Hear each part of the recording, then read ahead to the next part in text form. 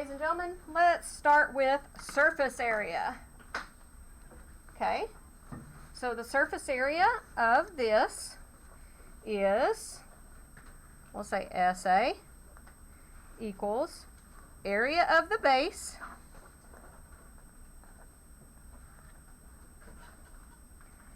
plus area of lateral faces, right, times 3. Times 3. Because there are going to be 3 of them. Now let's look at some details. So the base triangle, that one on the bottom, we have 1, 2, 3, 4, 5 as a base. And we have 1, 2, 3, 4. If we go this way, 4 as the height. Now let's look at the height of the rest of these, okay? The height of the lateral faces is 1, 2, 3, 4, 5. If we stretch it out there, it's going to be 5.5. So I'm going to draw a line up to here, and we're going to call that 5.5 units. Okay? And all of these are the same. They have to be in order to connect at the top anyway. So that means the surface area equals 1/2 times 5 times 4, that's the area of the base, plus, and we know there's 3 of these that have lateral faces, 3 times 5 times 5.5, but that is all times 1/2 to get the area of one triangle times 3 triangles. So surface area equals 1/2 times 5 times 4 is 10, plus 3 times 5 times 5.5 times 1/2. Well, if I go ahead and just skip the 3 guys and do it all, it'd be 41.25. And then we can add those together.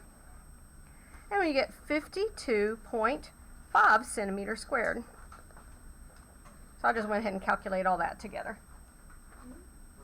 3 times 5 times 5.5 times 1/2 should be 41.25. Double check your work if I'm wrong. Is it 51? 51. That means notes are old. And this would make this 62? No, the bottom answer is 51. Oh, I thought you were saying that this is, okay, so this is 41, which we had. We're going to have to write that a little nicer now. So we had 41.25, and that's right.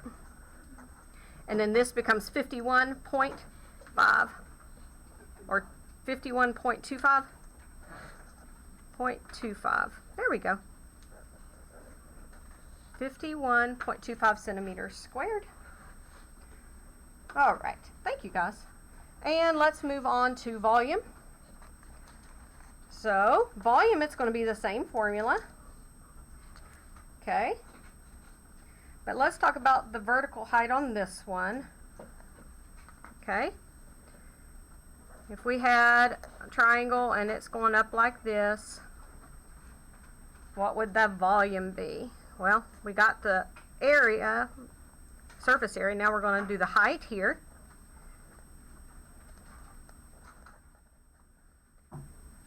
From here to here, okay?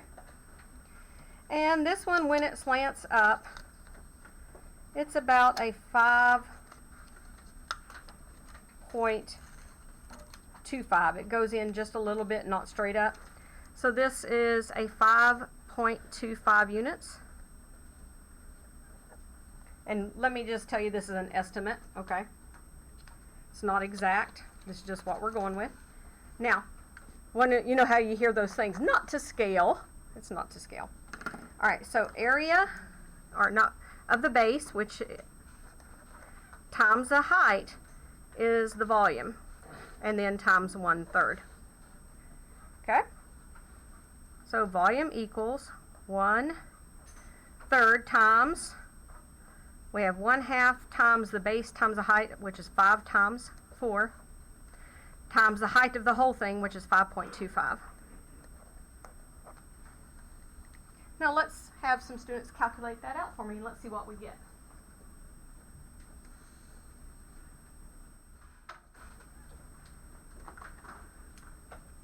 So 1/3 times the quantity of 1/2 times 5 times 4 times 5.25. And we will round if we need to the nearest tenths place. And who's got the answer?